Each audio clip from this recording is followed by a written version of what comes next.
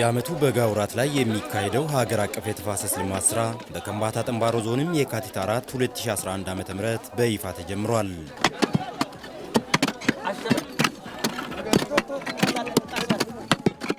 በዞኑ አዲሎ ዙሪያ ወረዳ ሸርሸራ ቀበሌ የተጀመረው የተፋሰስ ልማት ስራ ዘንድሮም ጾታና እድሜ ሳይገድባቸው ለዓላማው ተሰልፈዋል። ለዚህም ደግሞ ባለፉት 7 ዓመታት የሰሯቸው የተፋሰስ ልማት ስራዎች ውጤት አስገኝቶልናል ባይ ናቸው በስራው ላይ ያገኘናቸው የህብረተሰብ ክፍሎች። ይሄ ለምቶ የሚታየው ሁሉ በተፋሰስ ልማት ለውጥ የተገኘ ለውጥ ነው። የተፋሰስን ልማት ሳይሰራ በፊት ይሄ መሬቱ ሁሉ ደረቅ ነበር። ይሄ ለፍተን ደግሞ በዚህ መሳሪያ እያንዳንዱ መሳሪያ አውጥቶ ጠገራ አውጥቶ በጥረባ አውጥቶ ይሄን እየሰራውን ደግሞ ከብትም እንዳይረቅ ሰውም እንዳያበላሽ ምንም እንዳይናክ ንክኪ እንዳይኖር አድርገን ነው የምንጠብቀው። ለምን እንደ ጎሯችን አድርገን ለምን የራሳችን ሀብታችን ስለሆነ አፈር ሀብታችን ስለሆነ የልጆቻችን የምናስረክብበት ሌላ ነገር ስለሌለ የተፈጥሮ ሀብታችንን በአግባቡ በመንከባከብና በመጠቀም የምግብ ዋስትናችንን እናረጋግጥ በሚል መሪ ቃል የተፋሰስ ልማት ስራው እንደሚጀመር የገለጹት የአዲሎ ዙሪያ ወረዳ ዋና አስተዳዳሪ አቶ መለሰ ማቴዎስ ናቸው።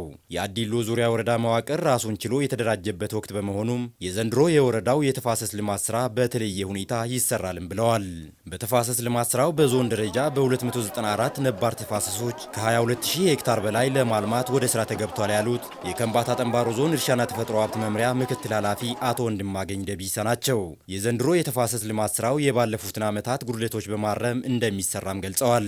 ከ2004 ጀምሮ 33% 35% ነው የፊዚካል ያፈር ነው ጥበቃ ስራዎች የተጠናቀቀለት 65% ይቀራል።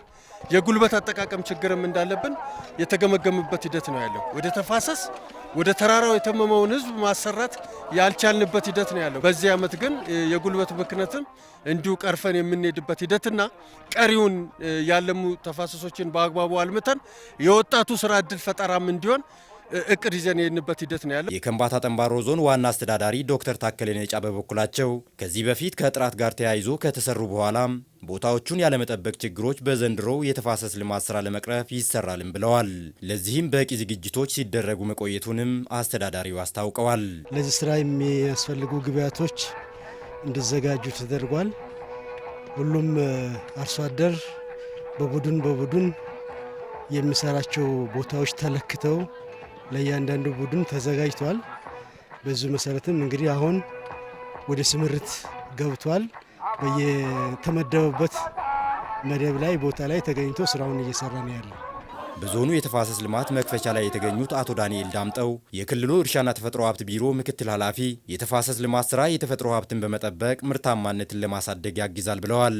እናም የተፋሰስ ልማቱ ሲሰራ 5 መሰረታዊ ጉዳዮችን ታሳቢ በማድረግ መሰራት እንዳለበትም አስታውቀዋል። የመጀመሪያው ጉዳይ ጊዜና ጉልበት የፈሰሰበት በመሆኑ በጥራት መሰራት አለበት ብለዋል። ከስነ አካላዊ ተግባር ቀጥሎ በስነ ህይወታዊ ተግባር ቦታዎችን ማጠናከር ይገባልም ብለዋል። በዚህ በተራቆተ መሬት ላይ በተለይም ተራራማ በሆኑ አካባቢዎች በዞኑ ወረዳዎች ላይ ጭምር እዚህም ባለበት ቦታ ላይ ጠረጴዛማ እርከኖች መሰራት አለባቸው። በመጨረሻም በአራተኛ ደረጃ ሊሰሩ የሚገቡ የባለፈው ዓመታት ሰርተናቸው ነገር ግን አሁን እየፈረሱ ያሉ የሰው መንገድ እግር እያበላሽ ያለውን የመጠገን ስራ መሰራት አለበት።